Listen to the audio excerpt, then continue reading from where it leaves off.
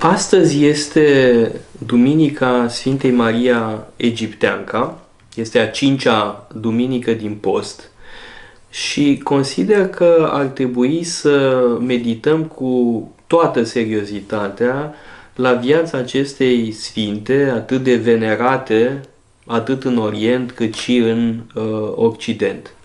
Este vorba despre o sfântă din secolul IV-V, care a trăit în deșert timp de peste 40 de ani, după ce înainte avusese o viață de prostituată, avusese transformată în prostituată încă din adolescență și viața ei ne este cunoscută grație Sfântului Sofronie al Ierusalimului, un patriarh din secolele 6-7. Da? Deci e vorba de o hagiografie scrisă mult mai târziu decât viața acestei sfinte, sfântă, repet, din secolele 4-5. Și de ce cred că este foarte important să reflectăm la toate detaliile din această hagiografie? Pentru că în zilele noastre auzim foarte multe voci care protestează împotriva închiderii bisericilor și a imposibilității pentru foarte mulți credincioși de a se împărtăși. Să nu uităm însă acest detaliu, dacă vreți, dar e foarte important de fapt în viața Sfintei Maria Egipteanca, ea nu s-a împărtășit timp de peste 40 de ani, pentru că a trăit în deșert, în izolare totală și nu s-a împărtășit timp de peste 40 de ani.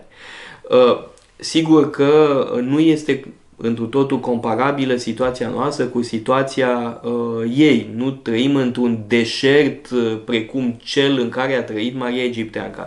Dar seamănă în mare măsură experiența actuală cu experiența deșertului. Faptul că suntem obligați să trăim în izolare. Jumate din omenire este obligată sau foarte insistent rugată să nu iasă din casă, să trăiască în izolare.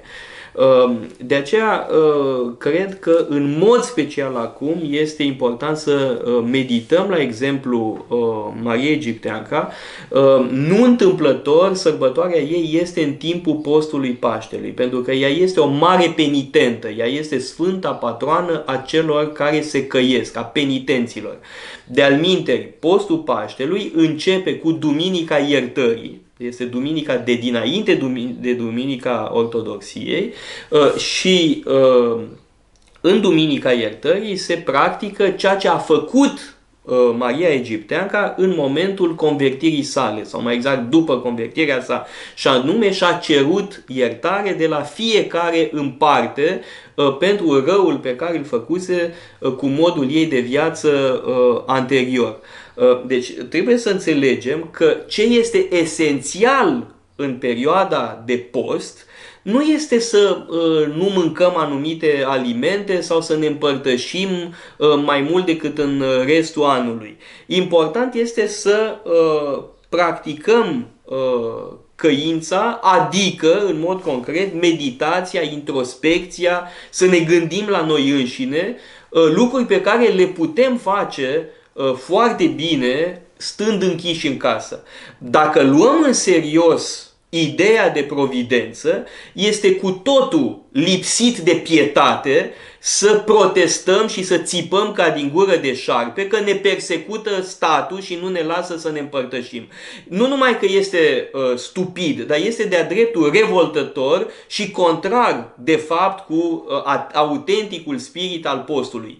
Postul în anul 2020 înseamnă această izolare. Această izolare care ar trebui să ne facă să ne gândim la Maria Egipteanca. Dacă Maria Egipteanca a stat neîmpărtășită timp de peste 40 de ani, cred că ar trebui să ne gândim de 2 ori înainte de a protesta și de a face declarații irresponsabile legate de așa zisa persecuție care ar fi atins biserica creștină în aceste zile.